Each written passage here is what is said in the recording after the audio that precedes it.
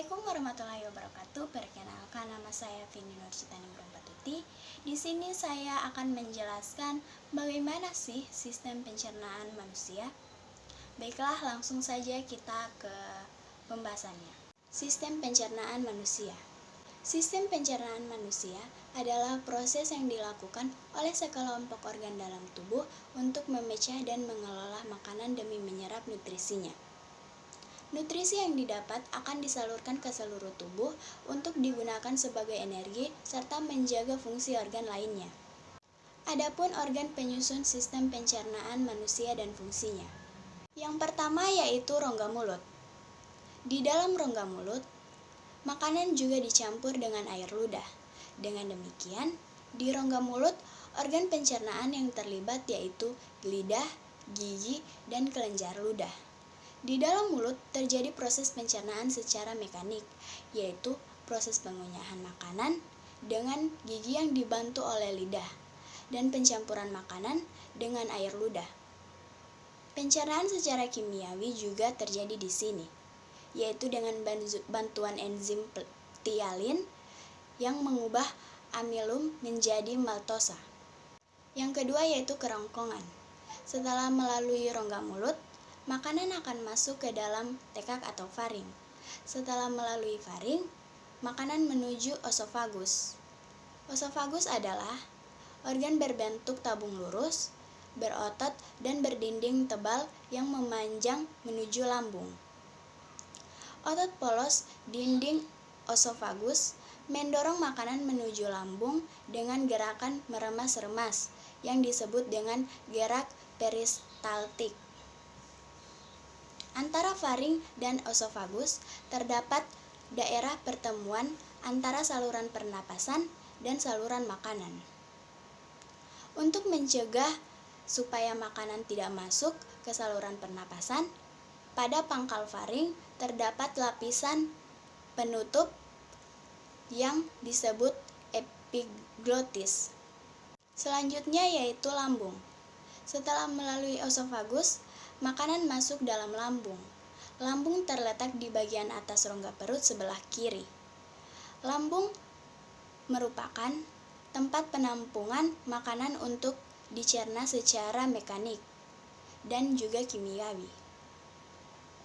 Lambung terdiri dari 3 bagian, yaitu kardiak di dekat osofagus, yang kedua fundus di bagian tengah, dan juga pilorus yaitu di dekat duodenum. Selanjutnya yaitu usus halus. Usus halus merupakan saluran pencernaan makanan yang paling panjang, sekitaran lebih atau kurang 8,5 meter. Pencernaan yang terjadi di dalam usus halus berlangsung secara kimiawi atau secara enzimatis. Makanan yang berbentuk bubur masuk ke usus halus yang bersifat asam karena mengandung HCl, sebagaimana merangsang sel-sel kelenjar usus untuk mengeluarkan getah usus. Usus terdiri dari 3 bagian, yaitu usus 12 jari, usus kosong, dan usus penyerapan. Di dalam usus 12 jari, makanan dicerna secara kimiawi. Pada dinding usus 12 jari, terdapat satu lubang tempat bermuaranya 2 saluran kelenjar pencernaan besar, yaitu hati dan pankreas. Hati merupakan kelenjar pencernaan terbesar yang berfungsi menghasilkan cairan empedu berwarna hijau tua dan terasa pahit.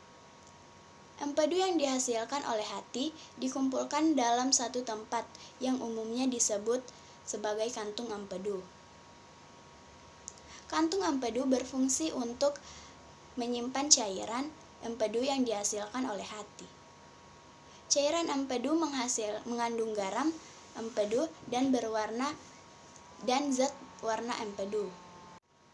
Pankreas merupakan organ yang berbentuk agak pipih yang terletak di bawah lambung. Pankreas menghasilkan enzim tripsin, amilase, dan lipase. Enzim tripsin berfungsi merombak protein menjadi asam amino.